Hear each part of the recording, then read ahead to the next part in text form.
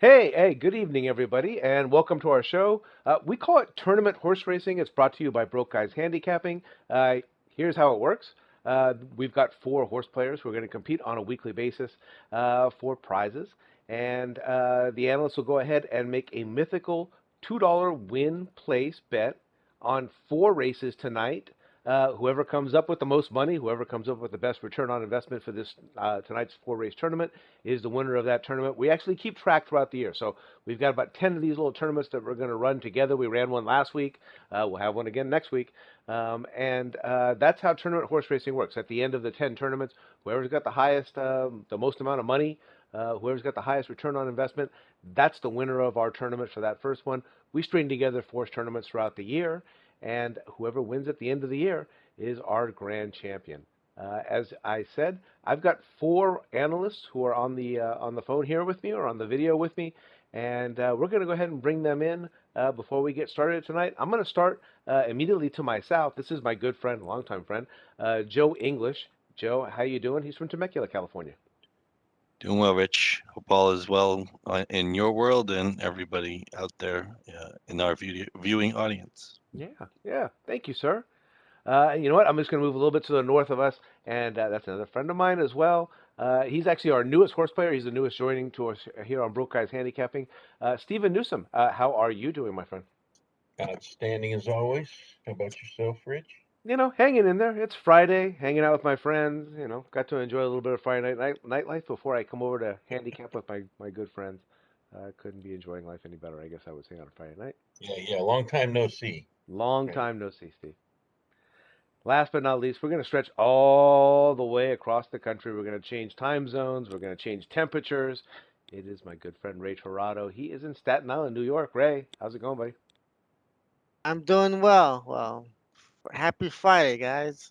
Happy Friday. It's probably almost Saturday morning for you. Well, it is Saturday morning. Yes, I, it is. yeah, Yep. I always appreciate our New York buddies stepping in for us here, late night hours and things like that. So. Hey, Folks, good before to we be get awake. going on our handicapping picks for this evening, we're actually going to be down at Gulfstream Park in Hollandale Beach, Florida. Before I get started, I just want to remind everybody that Joe, Steve, Ray, and myself, we're just horse players who enjoy handicapping.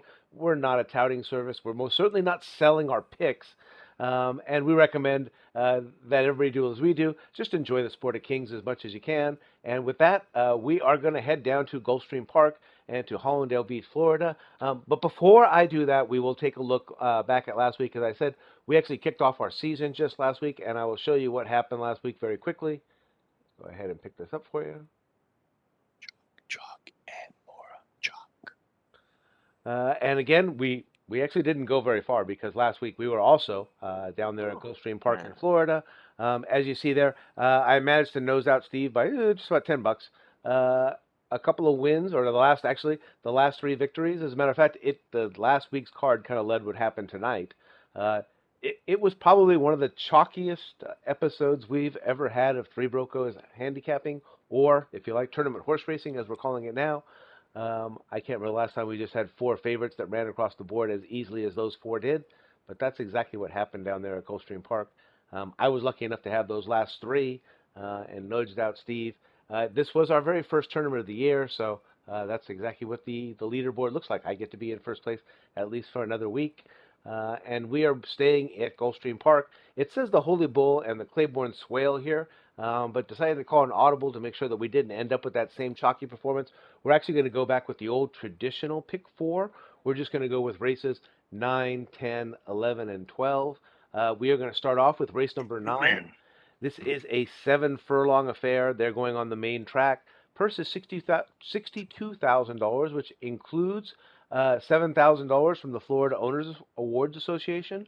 It is for 4-year-olds and upward, which have never won $10,000 twice, other than maiden, claiming, starter, or state bred allowance, or which have never won 3 races, or which have never won a race since August 5th, 2021, or claiming price of $62,500.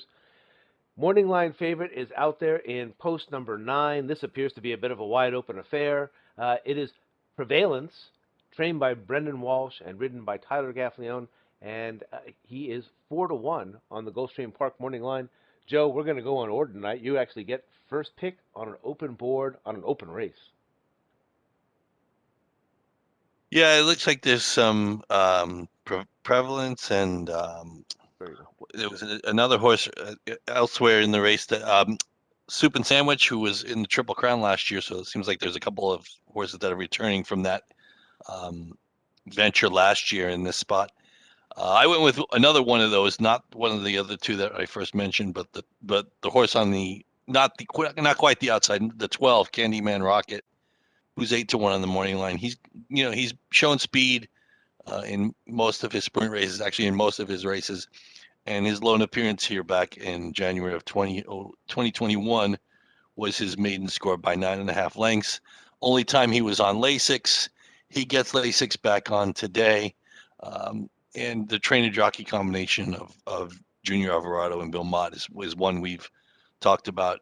I don't want to say ad nauseum because it's not really one of the big ones, but they still do pretty good business together. So I went with the 12 Candyman Rocket, trying to get a little bit, hopefully the chalk stops. Hopefully the chalk parade stops tomorrow in this race.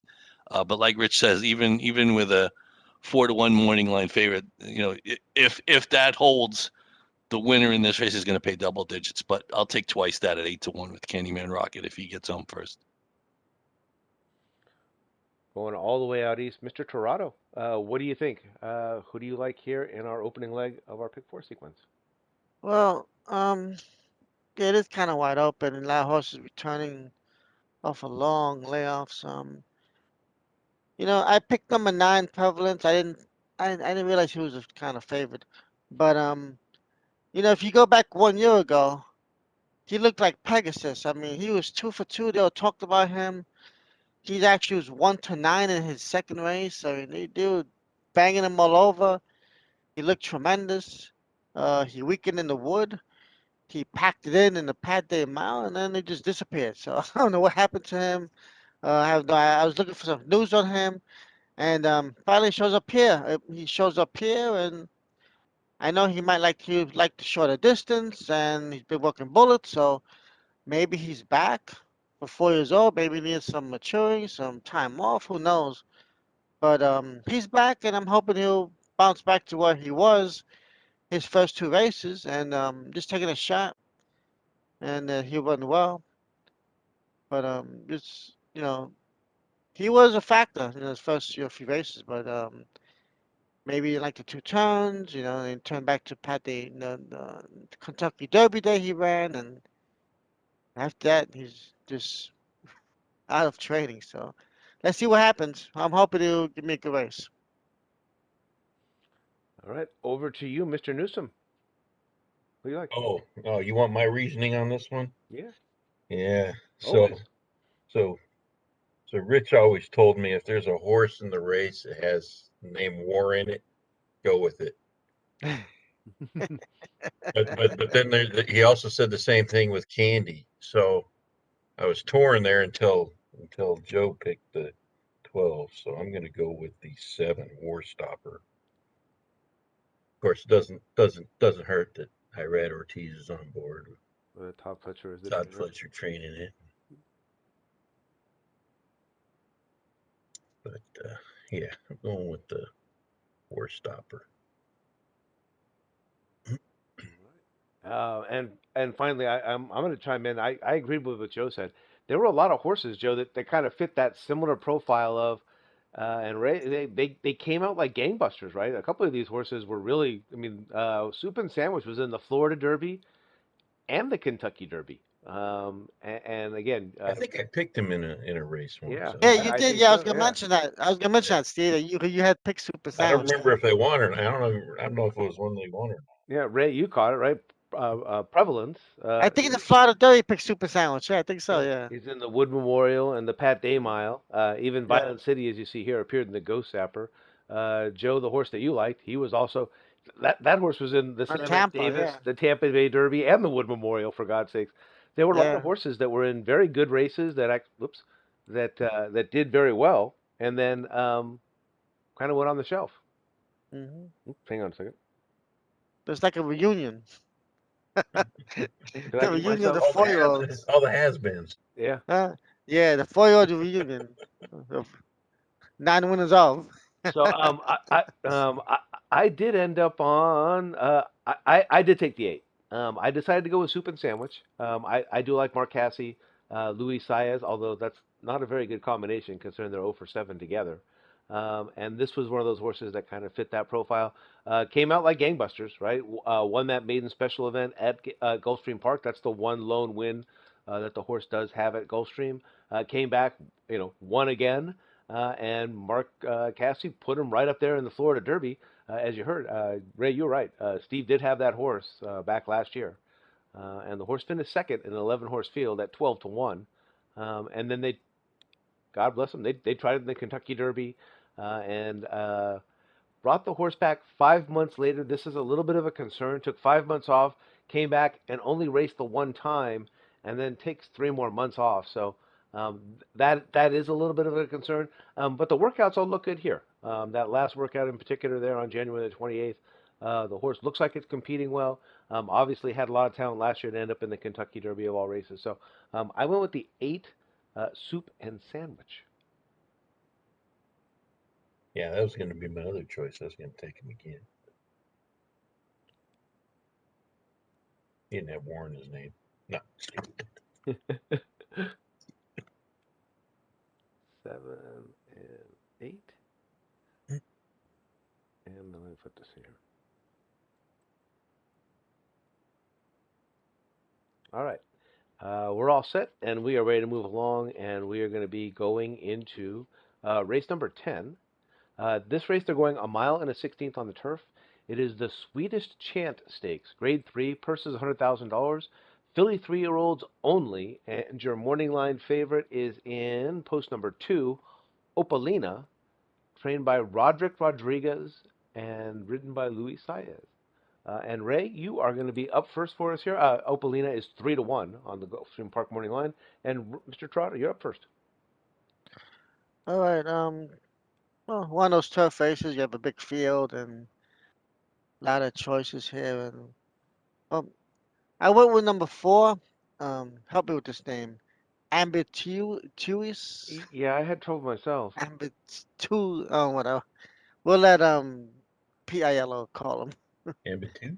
The number 4. I'll just say number 4. Something French. He had a good third in his Aqueduct Turf debut. Ran decent. And then they went to Gulfstream a month later, and he ran on the Tapeta, and he actually won. So either he liked the Tapeta or he improved at the second race out. So I'll go with the latter. And I like the fact that Paco Lopez stays on him. He's been working bullets at Palm Meadows, and he's back to the turf. So the ground motion, he's 9 out of 15 at the meet, and the money, 4 wins. He's doing pretty well. And I just hope he just keeps improving. Been working bullets. It's a good sign of Palm Meadows. So, 6 to 1. I'm hoping to get that price. He might drift lower, but I hope to get 6 to 1. So, Ambituisi for me. See if that's the name. Who's next? Joe? Rich? Mr. Newsom is Nope. up. Steve, Nope. Mr. you Newsom. There yeah, you there go. you It go. would be me. So I settled on the 6, Ocean Safari. Javier Castellano on board. I don't know. I don't know anything about Gilberto Zerpa. He's a very good trainer down there at Gulfstream. He's one of the local trainers at Gulfstream. Okay. But yeah, horses ran 3 races at Gulfstream with a win and 2 second places. Had a nice workout on the 21st of January. But yeah, I go with the local horse. All right. I decided to stay off the favorite myself here. I went one spot in between her, or inside of her, I guess you could say. Would be the number 1 horse. I went with Nostalgic. This is the Godolphin horse, and the horse is out of Medaglia d'Oro. as you see here, um, won her first race on the dirt by a mere 7 3/4 lengths. Just absolutely blew him away. And then came right back, and you can see Belmont showing a lot of confidence. Put the horse in the De Moiselle that's up there at Aqueduct. Only 8 horses in that field, and she finishes fourth. Uh, I believe the horse is probably, being by Adam Medaglia de Oro, being a Godolphin horse, probably intended maybe for the turf. 12% first time turf starters there for Medaglia de Oro. And again, Bill Mott, and I've started to become a little bit of a Junior Alvarado fan uh, just in the last maybe 2 seasons of this show. Didn't really know very much about him, but do love Godolphin or Go Dolphins, depending on who you're talking to. And I went with the one, nostalgic. Joe, what do you like in the Uh, Space Chant? I ended up on the same horse as Steve. I ended up on the 6, Ocean Safari. Had a chance to watch the Ginger Brew, and she beat Opalina that day. Opalina probably was a little bit short, so she might come back and turn the tables on Ocean Safari. But again, Ocean Safari beat her that day. Um, and it's funny because Yeah. Steve mentioned Gilberto Zerpa, and it's funny because the trainer or how it happens doesn't necessarily mean anything. But when you see all those seconds, you got to hope at some point that they turn around and they turn into wins. And the horse that she got beat by last time has decided not to contest this race. So I'm hoping that this leaves her as, hey, if she wins at 4-1 and Opalina goes off at 3-1, that's fine by me. And I mean, I would take her at better odds anyway, regardless. Opalina is going to get bet because of the Breeders' Cup. Anytime anybody sees Breeders' Cup, it's like, it's just a money attraction thing. So again, I'll just take Ocean Safari for Castellano and Zerpa. Anybody think that maybe we set a record for this show? There's a horse that's got Chad Brown and Irad Ortiz. Right. Not on anybody's, actually not on anybody's ticket. I'm not actually. Oops, And, we and it's missed 10 it. and it's 10-1. 10-1. We Yeah. missed it. I read Ortiz at 10-1, and There's I an didn't think angle. it. I said, I'm good. Somehow I'm gonna guess the horse is not gonna go off at 10-1. Still, Just me. that being said, even a 3-1, that's Just me. all right. Just my little insight there on us. All right. Over to race number 11. This is the feature for the day. If I'm not mistaken, this is one of the Kentucky Derby point races. So I believe it goes 10 points to the winner, 4 points to second, 2 points to third, and just 1 point for fourth. This is the Holy Bull Stakes. It's a grade 3. Purse is $250,000, 3-year-olds only. And your morning line favorite is right here in post number 2, trained by Todd Pletcher and ridden by Irad Ortiz. Mo Donegal is 5-2 on the Gulfstream Park morning line. And look at that, Steve, you are up on the feature. You're first in the Holy Bull. Yeah, I had like 7 horses written down here. I finally settled on the You get 7. one, just as a Yeah, I get reminder. 1. So I settled on the 7 spin wheel. We're handicapping horses, not playing Keno. Right, right. Get the machine. Yeah, had a nice race that last race. Ended up winning by a nose coming from behind. Uh, had a nice workout there on the 29th. So I don't know. We'll see. 20-1. I noticed. Lee Peru's a nice, pretty decent jockey. So yeah, we'll see. I've heard of Hard Spun. Hard Spun, yeah, Rusty and George Arnold or Rusty Arnold. He's a very, very successful trainer down there at Gulfstream Farm. Old guy, been around forever. All right, that's up to me. I go second here, and I am. Boy, I was torn on this one. I didn't have 7 horses, but I certainly had a few, and I went back and forth between 2 that are right next to each other for a little while there. I ended up. I'm probably gonna end up second guessing myself out of it, but I went with the outside one. I'm gonna go with the 9 horse. This is Giant Game, Dale Romans and Luis Saez. The horse came out at Churchill Downs, so when you look at these Churchill Downs races, again, there's 10 horses in a maiden special weight event for $120,000. That's almost like a low-level stakes right there on the opening race. And then comes right back at Keeneland, Joe's favorite pace. And that one's at 84,000, and the horse wins by 3 lengths, drawing off no less against 11 competitors. That gave them enough confidence. That gave West Point Thoroughbreds and Dale Roman enough confidence that they put the horse in the BC Juvenile, which is the Grade One, and finishes third behind Bob Bafford's really talented Corniche, my horse for the Derby initially at least, Papa Cap. Those are the only two that beat him. I do hate that four-letter word right there. I really believe in horse racing that is a four-letter word. So I'm not crazy about the fact that they've got that on the racing form. But again, that's the BC Juvenile as a 2-year-old against some of the best horses in the country. And now the horse is, down here for the Holy Bull, obviously on the Derby Trail. West Point Thoroughbreds is a really good outfit. And Luis Saez and Dale Romans, although they're not a good combination showing on this page, you do have a very good trainer and an excellent jockey down there at Gulfstream Park. So, and again, you guys know I do like those little pricey affairs. So, horse only costs $500,000. Joe, you are up in the Holy Bull. I guess I can give you a little more analysis. I went with this. I went with Giant Game also. With Saez aboard now for Joe Talmo. I expect Saez to be aggressive, and for a graded race on the Derby on the Triple Crown Trail, there really isn't a lot of speed. It looks like to me the four who is the only real horse that's kind of confirmed that he goes to lead. But the last time he ran, he almost was gifted the lead. I really think that with the outside box, I think they're going to try and be aggressive and maybe just sit off the four and hopefully get a jump on the field and get first run. Um, and if they have to just time it right, time it right. Again, Rich, I don't like the hung tag, but again, it's not like he didn't hang against 5 claimers. He's hanging against grade 1 animals. So I'm not going to hold it too much against him.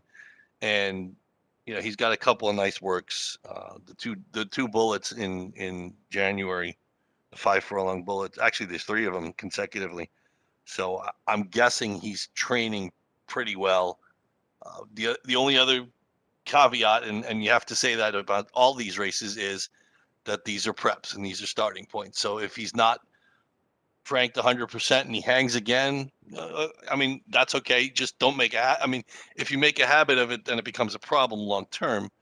But again, this is the first start in 3 months, and it's a prep for something down the road. So again, I like the horse. I don't know if I don't know how cranked he's going to be, and other horses may be more ready to go, ready to win tomorrow. But I'll take my chances. All right, and well, in the Holy Bull, Holy Ray, who do you like? Oh, Holy Bull, what a horse! I loved him. Oh God. Um, I taking a shot here on the surface change here. Number 6, Tis the Bomb. Raced very well in the turf last year. The 2-year-old. Actually, they finished second in the British Cup Juvenile Turf.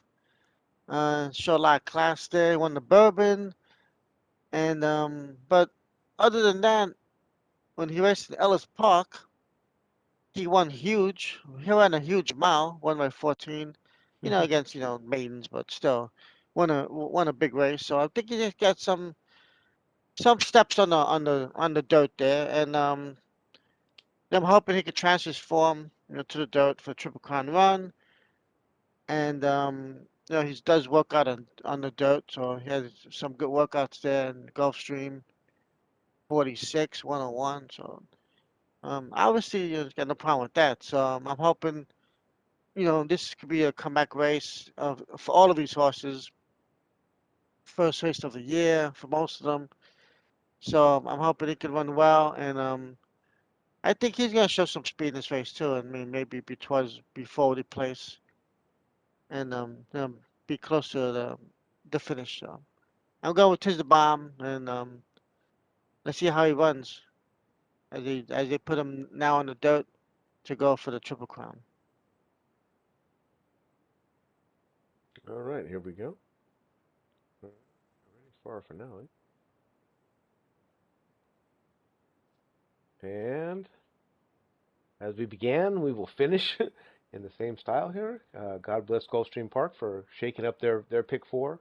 The Swale was earlier in the card, but we went ahead and omitted that. And again, I was trying to go ahead and shake it up for our pick four, get us away from having so many chalk horses in there. So we are on to the finale here. This is race number 12. They are going 1 mile on the turf. It is a claiming race. The purse is $31,000, which includes $4,000 from the Florida Owners Awards. It is for 4-year-olds and upwards, claiming price of $16,000. And your morning line favorite is out there in post number 10. He's a 9-year-old. His name is Vittori Kin, trained by Martin Drexler and ridden by Luis Saez. And wouldn't you know it, in this race, I actually came up and I'm first on the draw. So uh, I did not go with the favorite. I was not crazy about the 9-year-old out there, even though Luis Saez is aboard. And I did something that we don't do a whole lot on this show of. There are 12 horses in this race tomorrow, and it is at Gulfstream. So I'm going to wager a little bit that maybe we're going to get a scratch in tomorrow's race. And I'm going to go all the way to the outside and go with the alternate entry. He is trained by Peter Walder and Miguel Vasquez. It's not showing this year right now, but they actually are a fairly successful little outfit down there. He does like going to Miguel Vasquez. And the horse is going to be dropping, as you see here, dropping not just one class, but at Gulfstream Park, according to what they show here, dropping two classes, which is Peter Walder has 28% success rate at that. I am a bit of a Miguel Angel Vasquez fan. Have made a lot of money betting him at Gulfstream Park over the years, so I have to admit to a preference there. And I have seen this combination hit before. The horse is 7 years old, but this is going to be a horse where you're going to see a little bit older horses. He's 4 for 33 in his career. I am looking for a scratch. If I don't get the scratch, since I'm on the Peter Walder horse, I'll just stay on the Peter Walder horse. So if by any chance there are no scratches and we stay with these original 12, just go ahead and put me down for the 3, and I'll go with Baru, who is also trained by Peter Walder, ridden by Javier Castellano. You're just stealing my thunder today, Rich. Really? Well, giant game in the last race, and actually, I'm on Boru in the next race. And it's funny because when you started talking about it, I was like, I didn't even realize that the 13 was trained by Peter Walder, and somehow I'm guessing maybe that if you get the scratch, the 3 would be the one scratch to get the 13 in. So I mean, it's just a hunch on my part. Yeah, Boru ran 3 back against the favorite, actually 4 back against the favorite um, at the Meadowlands at a mile. 3 races back. His last time on turf, he just missed in a turf sprint at Aqueduct by a neck at 7-1, and the last 2 starts have been either on the synthetic or they were turf races. They were meant to be turf races that transferred to the synthetic. I'm not sure he liked the synthetic all that much. He's just been claimed for 10,000. Peter Walder actually obviously has good numbers off the claim, as you see on the page, at 22%, and Javier Castellano gets aboard tomorrow, and obviously he's more than capable of getting the job done. And I like the fact that he drew better than the favorite, even though the favorite beat him 4 back again at the Meadowlands. And they're both older horses, as Rich mentioned. And they all have a tendency to finish second. That's why they're in claiming races. But if they, bring back, if he runs second and brings back a check at 5-1, I'm fine with it. So I'll take the 3, Baru. Ray, I think it's you. Yep, you're correct. Stay right there. I'm on the 3 also, Baru. Oh man. Think he should stretch out well. First claim for Peter Walder. Back in the turf. He's 13 on 19 on the turf. 6 out of 8 in exacta. So I think he'll run well here. A little short on the win side. His 3 wins out of 23 starts, but Castellanos, he's made a commitment for himself to do, break out of his little slump he had last year, and he's having a good meet, so it's good. And he's growing his confidence, and I think Brew sure hopefully can break that schneid of second-itis there. But what's funny is I think I was there at that race at the Meadowlands. Honestly, I think I was at that card. So I probably see these horses run. It must have been a Saturday night, so yeah, it'd be Booth for me at 5-1. All All right. right. I Over to went you, with Steve. the 12. Mo Ready. Mo Ready. But yeah, even better than 10-1, you get Irad Ortiz at 12-1 with Todd Fletcher. The top So pitcher, yeah. And Uncle Mo is the sire. incredible on the turf, nonetheless. So yeah, this was a no-brainer for me. I don't know why you guys are all on the 3. To be fair, I was on the 13, but I saw Well, it. that's right. I, You were on the 13.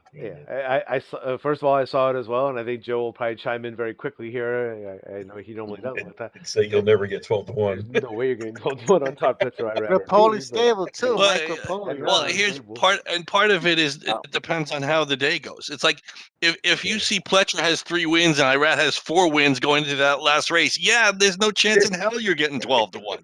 Yeah. If they both happen to go Yeah. 0 for the day, then I guess it's possible. But Yeah. wide open race like that, and people look for connections, and you're like, oh yeah, Todd Pletcher, they hit it whatever percentage of the time. It was like a few years ago when Bob Baffert won every 2-year-old race at Del Mar. It was like he could have run a mule against thoroughbreds. It wouldn't have made any difference. He would have won 1-5.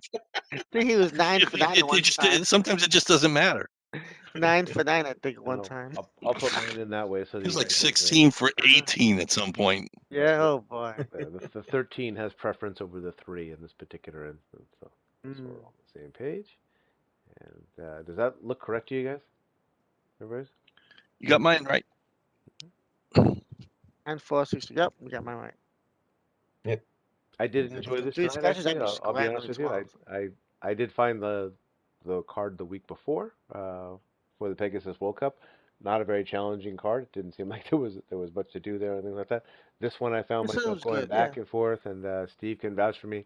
I was looking at it as recently as an hour ago on my tablet and second guessing myself and changing some of my picks. So let me go ahead and come on back.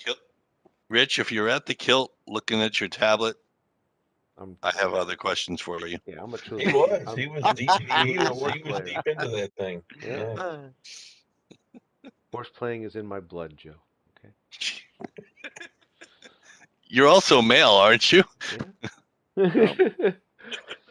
All right. All right. Well, that's about all the time we have for a night show. I do believe that me and Steve will be on our way to the NASCAR race that is being held at the LA Coliseum on Sunday. So hopefully we'll be able to share some photos via our Twitter feeds with everybody that's Nice. out there. Looking forward to that. Anybody got anything they want to say before we adjourn for the evening? Uh, Life is Good was very impressive. Mm. And now everybody's clamoring for the Life is Good versus Flightline race whenever, if that happens. Please. Who True. knows? He ran well. He took Oh, initiative. no doubt. Took They won that. initiative. Yeah, He yeah. won that race out of the gate. He won that Right out. race early. Yeah, Took yeah. over, and it was there was never a doubt that he was going to win that race after about the first 5 jumps. It was over. Yeah. But other than that, I have nothing else to say. All right. Well, that's going to do it for tonight's show. For Steve Newsom, for Joe English, for Ray Torado, my name is Rich Sharp. We call our show Tournament Horse Racing. It's brought to you by Broke Guys Handicapping. You guys, it's always a pleasure to handicap with all of you. And I will see you guys all again next week. Good night, everybody. Good night. All right. All right. Right.